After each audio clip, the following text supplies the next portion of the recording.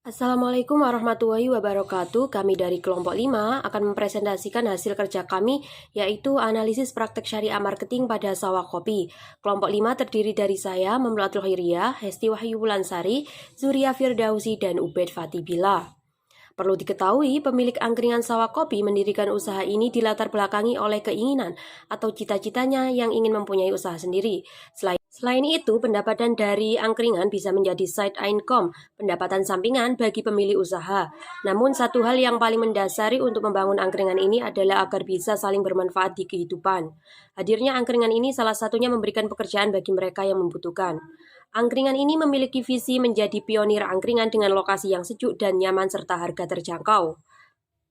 Sedangkan misi dari sawah kopi sebagai berikut: 1. Menyediakan tempat yang bersih dan nyaman serta kebersihan makanan yang terjamin. 2. Menyediakan makanan dan minuman yang aman bagi kesehatan dan tentunya halal. 3. Berorientasi modern dan memberikan lapangan pekerjaan untuk orang lain. Angkringan ini memfasilitasi bagi mereka yang masih ingin mengerjakan tugas atau sekedar bersantai sampai malam ataupun waktu subuh. Namun untuk pemesanan makanan, minuman dibatasi sebagai pukul 10. Dengan fasilitas wifi yang non-stop serta tersedia kabel listrik yang non-stop juga menjadikan angkringan ini salah satu tempat untuk mengerjakan tugas atau sekedar bersantai yang sangat nyaman dan harus direkomendasikan ke masyarakat. Adapun profil usaha pada angkringan sawah kopi sendiri, yakni nama usaha yaitu Angkringan Sawah Kopi.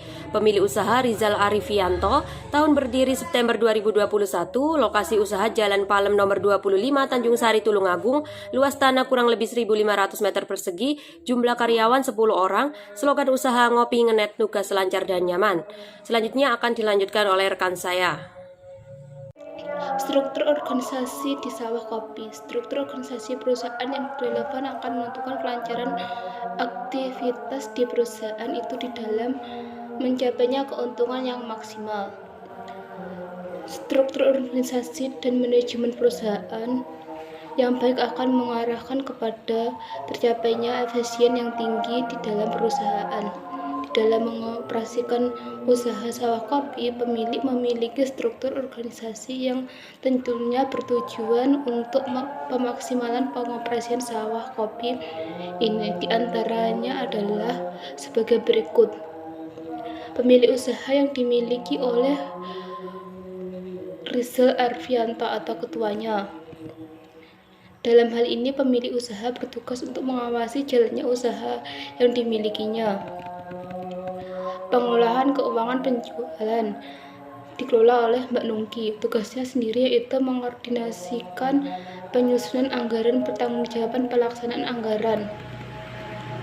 Pengelolaan kebutuhan belanja usaha Mas Ahlam, tujuan yakni memfasilitasi layanan pengadaan barang dan menyelenggarakan perencanaan pembinaan. Pengelolaan kebersihan tempat usaha dikelola oleh bersama-sama, namun pemilik usaha juga saat ini mencari bagian bersih-bersih agar semua karyawan bisa fokus untuk mengerjakan bagian-bagiannya. Penjagaan tempat usaha secara bergantian dengan sistem shift. Dengan shift siang pukul 8.00 sampai 15.00, yaitu 1 Syafiq, Chandra, Cahya, dan Ridwan. Shift malam pukul 15.00 sampai 22.00 dengan dijaga oleh Latif, Bagas, Rido, dan Sigit. Poin keempat tentang praktik pemasaran syariah di angkringan sawah kopi.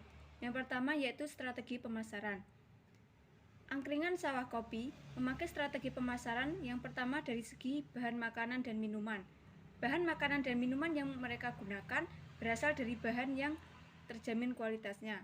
Kemudian ada beberapa camilan yang tersedia di sana, itu merupakan titipan dari para penjual dan sudah terjamin juga kebersihannya.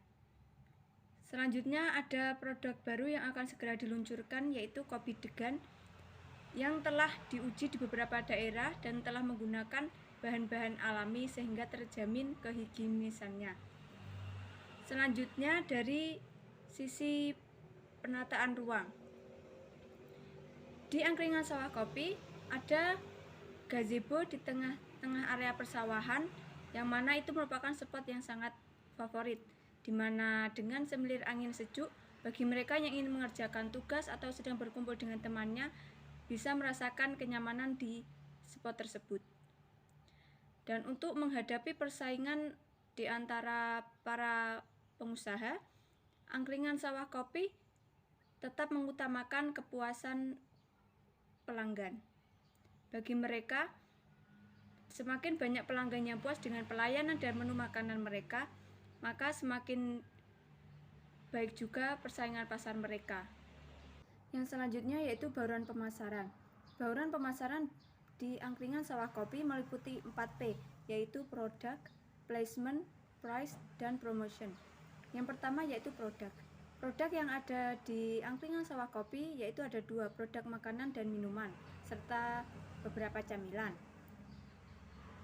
Untuk produk makanan ada beberapa jenis mie, kemudian sosis, aneka tusukan, serta nasi bungkus. Sedangkan untuk menu minuman ada 4 macam, yaitu minuman biasa seperti kopi dan teh, kemudian minuman panas dingin seperti Nutrisari, Good Day, Pop Es, kemudian jus buah, dan yang terakhir minuman premium seperti Red Velvet, kopi Red Rock, serta menu baru nantinya yaitu kopi degan.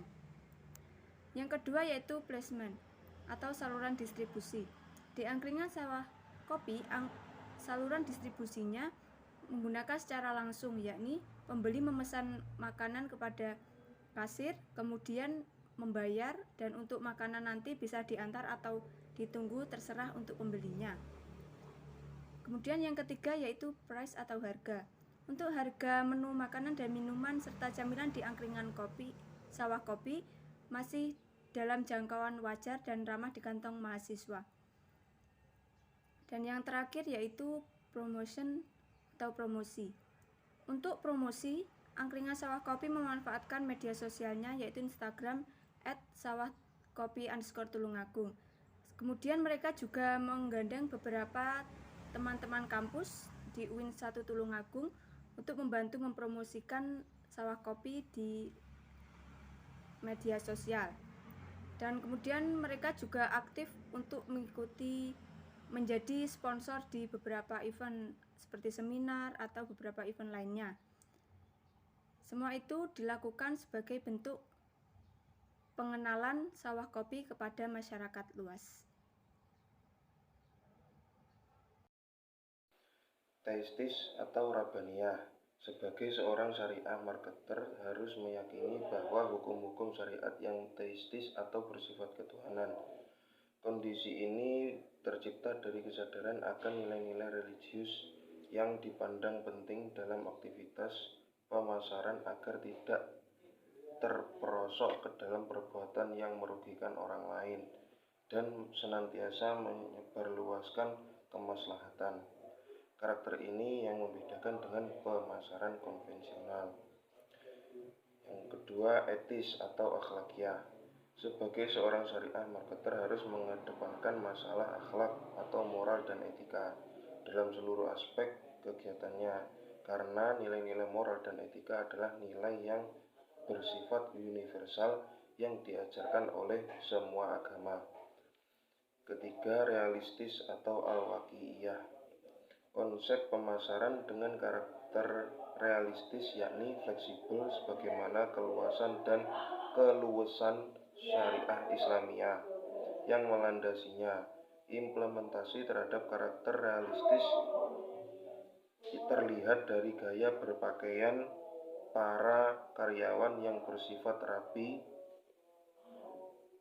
yang bersih dan rapi dan sopan. Sedangkan pada promosinya, pemilik terkadang meminta bantuan mahasiswa UIN Sayyid Ali Rahmatullah Tulungagung untuk membantu memperkenalkan produknya. Yang terakhir, humanistis atau insaniyah. Konsep pemasaran dengan karakter humanistis maksudnya bahwa syariah diciptakan untuk manusia agar terangkat derajatnya serta terpelihara dan terjaga sifat kemanusiaannya.